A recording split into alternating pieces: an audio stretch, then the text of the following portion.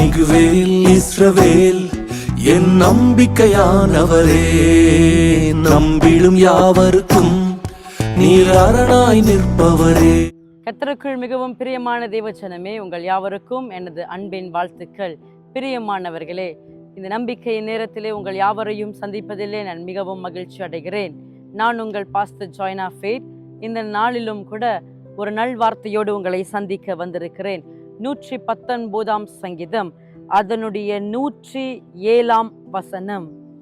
நான் மிகவும் உபத்திரவப்படுகிறேன், கர்த்தாவே உம்முடைய வசனத்தின்படியே என்னை உயிர்ப்பியும். பிரியமானவர்களே, இந்த நாளிலும் கூட அநேக துன்பத்தின் நடுவே வாழ்ந்து கொண்டிருக்கிறீர்களா? அநேக பிரச்சனைகளின் மத்தியிலே உங்களுடைய வாழ்க்கை கடந்து போய் கொண்டிருக்கிறதா? அநேக நாள் பதிலில்லாமல் அமர்ந்து கொண்டிருக்கிறீர்களா? நீங்கள் செபிக்கிற ஜெபங்களுக்கு கர்த்தர் கேட்கவில்லை, கர்த்தர் எனக்கு பதில் கொடுக்கவில்லை, நான் அதிகமான உபத்திரவங்களிலே கடந்து போய் கொண்டிருக்கிறேன் என்று நினைக்கிறீர்களா? கவலைப்படாதிருங்கள்.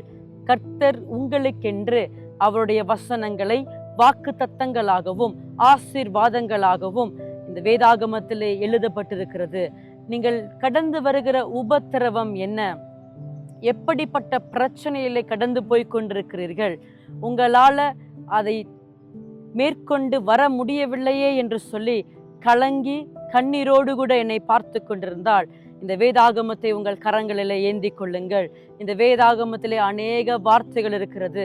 எல்லா வார்த்தைகளும் தேவனாகி கர்த்தரிடத்திலிருந்து வந்த வார்த்தைகள். அது உங்களை நிச்சயமாய் புதுப்பிக்கும், நல் பலத்தை கொடுக்கும், உங்களை உயிரடைய செய்யும். உங்களை மேற்கொள்ளுகிற எல்லா பிரச்சனைகளில் இருந்தும் இந்த தேவனுடைய வார்த்தை மாத்திரமே உங்களை உயிரடைய செய்யும் என்று சொல்லி நான் உங்களோடு பேசிக் கொண்டிருக்கிறேன்.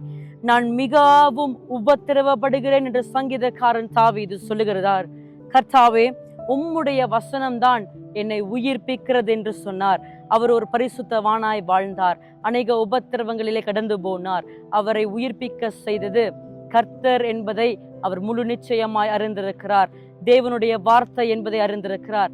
கர்த்தருடைய வார்த்தைக்கு கொடுக்க வேண்டிய மகிமையை கொடுங்க, கனத்தை கொடுங்க. ஒவ்வொரு நாளும் இரவும் பகலும் தேவனுடைய வேதத்திலே பிரியமா இருக்கிற மனுஷன் பாக்கியம் உள்ளவனா இருக்கிறானே. அவருடைய வேதத்திலே சொல்லப்பட்ட வார்த்தைகளை வாக்கு தத்தங்களாய் அறிக்கை செய்து உங்கள் பிரச்சனைகளிலிருந்து விடுவிக்கப்படுவீர்கள் என்று நான் முழு நிச்சயமாய் விசுவாசிக்கிறேன்.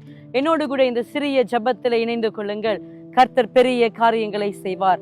அன்பின் பரலோக தகப்பனே, இந்த நம்பிக்கையின் நேரத்தில் இணைந்திருக்கிற எல்லா பிள்ளைகளுக்காகவும் நான் ஜெபிக்கிறேன். கர்த்தாவே, உபத்திரவத்தின் குகையில் இருக்கிறார்களா? அநேக பிரச்சனைகள் சூழ்ந்து கொண்டிருக்கிறதா? மனுஷர்கள் எங்கள் தலைமையில நடந்து போகிறார்கள் என்று புலம்பி அமர்ந்து கொண்டிருக்கிறார்களா? ஆண்டவர், இவர்களுடைய புலம்பல் எல்லாம் ஆனந்த களிப்பாய் மாறட்டும் என்று சொல்லி ஜெபிக்கிறேன். கர்த்தருடைய வசனத்தின்படியாய் மாறட்டும். கர்த்தர் வார்த்தையை அனுப்பி இவர்களை உயிர்ப்பிப்பீராக. மண்ணோடு ஒட்டிருக்கிற இவர்களுடைய ஆத்துமா தேவனுடைய வார்த்தையின்படியாய் உயிரடையட்டும். சூழ்நிலைகள் மரித்தது போல இருந்தால் கர்த்தருடைய வார்த்தை நிமித்தமாய் உயிரடையட்டும் என்று சொல்லி ஜெபிக்கிறேன். இயேசுவின் மூலம் ஜெபம் கேளும் எங்கள் ஜீவனுள்ள நல்ல தகப்பனே. ஆமேன், ஆமேன். பிரியமானவர்களே, கவலைப்படாதிருங்கள், கலங்காதிருங்கள், பயப்படாதிருங்கள். கர்த்தருடைய வேதத்திலே பிரியமாயிருங்கள். இல்லை என்றால் கர்த்தருடைய வேதம் உங்களை உயிரடைய செய்யும்.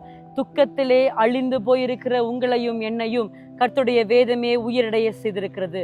மீண்டுமாய் அடுத்த நம்பிக்கையின் நேரத்திலே உங்கள் யாவரையும் சந்திக்கும் வரையில் விடை பெறுகிறேன். ஆமேன். கர்த்தாவே, உம்மை நம்பினவர் வெட்கமடைவதில்லை.